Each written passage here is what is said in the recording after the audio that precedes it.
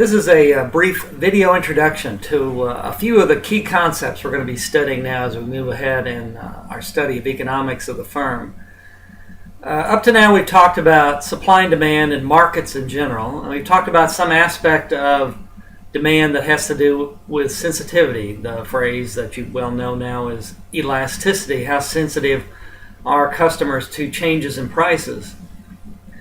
So that aspect of markets deals with the demand, but now we switch gears completely and we're going to start talking about the production side of things. In particular, we're going to talk about the short run and the long run nature of production and costs. So think about a production process. Think about any production process. Everything from as simple as, let's say, being a babysitter, where your input is essentially labor and maybe a few games and ways to entertain the kids you're watching. Very simple production process, to something extremely complicated, like, let's say, making Apple iPads, which involves thousands of workers, all kinds of production teams, design teams, engineers, and so on. So businesses, of course, run the whole gamut of these kind of production processes, from very simple to very complicated. But fundamentally, we can still think about these in a very straightforward way in economics. We're really talking about two different sets of time frames which result in two different sets of types of inputs. Now, the time frame that economists like to use is language called the short run and the long run. What that really means, that's not a particular period of time. What that really means is the short run is a period of time in which some inputs are not changing. The long run is a period of time where everything can change. So it's really a conceptual thing rather than a concrete specific thing. So in Chapter 8, we're going to be talking about the short run. So let's focus on the short run. Let's take just to make this concrete, let's just take a very simple production process. Say you're going to open a donut shop. A donut shop I like to use because donuts are really pretty straightforward concept. To make donuts, as many of you know, you need flour, you need sugar, you need milk, you need an oven to cook them in, and then if you're selling them into the public, you need some kind of trays or some place to display them, and you need icing to go on top and the chocolate sprinkles and all the other things that go with it. So the production process is pretty straightforward and maybe pretty well understood.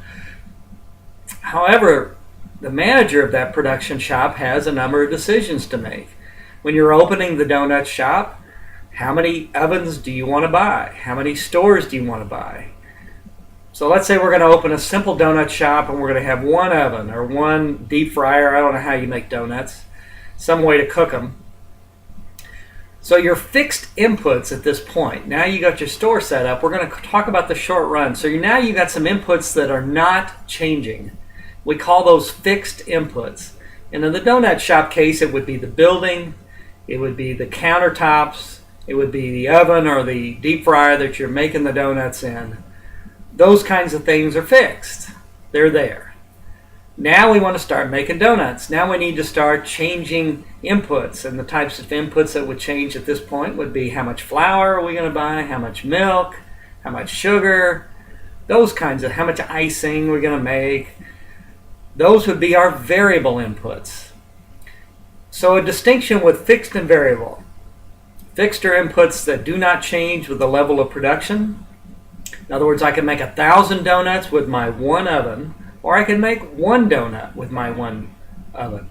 My variable inputs, however, do change with the number of donuts.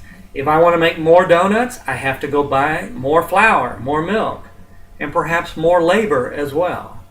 So the things that are changing with the level of production, those are variable inputs. Things that do not change with the level of input, we're going to call those fixed inputs. And in our donut shop case, it's the fixed inputs of the ovens, the countertops. The variable inputs are the sugar, flour, the milk, and the labor that we're using. Another key concept in economics is this concept of diminishing returns or diminishing marginal product. This is a short-run idea in economics.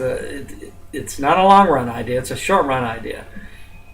The issue is, let's go back to our donut shop. We have one oven, we have one set of countertops. Well, I can keep trying to add, if I want to really expand my business, I want to produce thousands and thousands of donuts, and I need to produce a lot more donuts, but I still only have my one oven or my one building. I can keep adding more flour, sugar, and milk, more labor. I can run double time shifts, maybe even work all through the night. But at some point, the capacity of my one building and my one oven is going to be spread pretty thin over my thousands and thousands of donuts. That's the idea of diminishing returns, is that you're adding more and more variable inputs to a fixed input. The added input, here's the word marginal, the added output that you get is going to get less and less and less and less because you're adding it to a fixed input.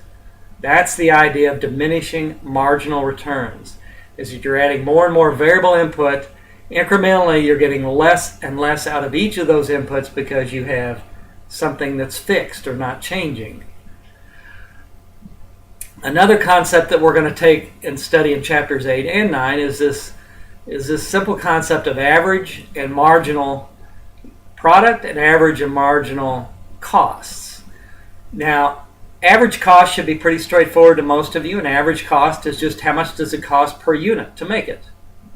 And in our short run world, we can break that cost up into our how much does it cost per variable input and how much does it cost for fixed inputs. So our average variable costs and our average fixed costs.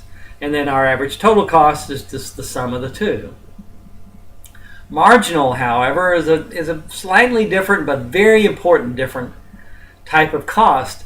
Marginal cost has to do with the additional cost as we change our output levels.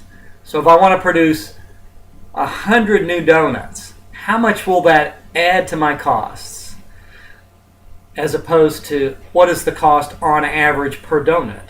Those could be very different things because, as I said, we've got this issue of diminishing marginal returns. If I'm way down my production line and I'm using my oven up a lot, producing 100 more donuts could be very expensive because I don't have any more time to use in the oven. I don't have any more oven to use. Whereas if I'm very early in the process, producing 100 donuts, marginal, incrementally, in other words, the change in my cost could be quite low because I'm not using any other resources to do it. So marginal costs are a very different thing than average. Average is the cost over the entire production process. On average, how much does it cost per unit? Marginal is, if I change my output level, how much do my costs change? Very different idea. We will extend this idea both in the short run and in the long run, but those are the fundamental things that we're going to be talking about in chapters 8 and 9.